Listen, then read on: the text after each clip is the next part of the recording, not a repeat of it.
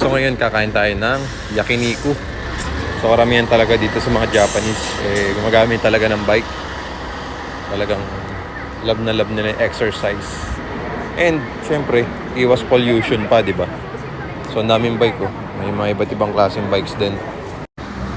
And so nandito tayo sa kahabaan ng street ng Osaka, Japan. Hindi ko alam kung anong street to.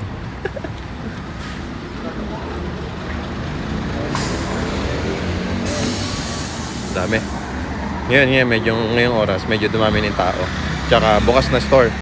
Mas boy na yung place dito. And I think ito na yung center ng Osaka. Ayun oh. So may McDonald's din tayo dun oh. And 18 degrees Celsius daw ngayon. Sabi nun. Ayun oh. Ay hindi, oras pala yun. Oo, 18 degrees nga oh. 18:36 na.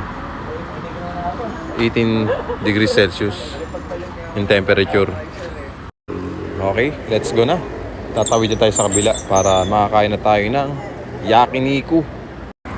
Streets of Japan.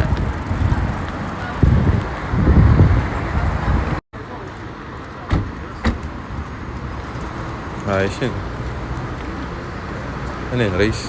Di tayo kakain. Yan o. Kirindo. Yan o. Cosme de lo Up. Ganun babasa niyan. Masarap nga dito ah. Kasi dito along the road siya oh. Babaan ng bus. Sakayan din. Yan.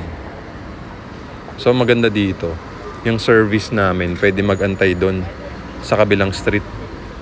Hindi siya inuhuli. Siguro pag tourist bus pwedeng mag-hazard lang dito. Hindi sila pwedeng hulihin. So kung gusto niyong dayuin ito, Kirindo. Unlimited ata to eh. Hindi natin sure kasi hindi natin maintindihan to eh.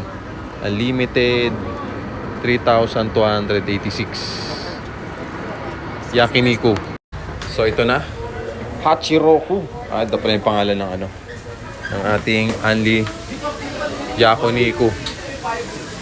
Saan tayo? Yun oh. Pinaprepare na oh. Tara.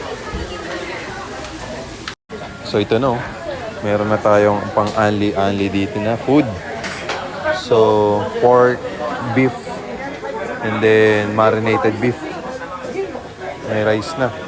And so break time muna tayo. Kakain tayo ng yakiniku unlimited dito sa Japan.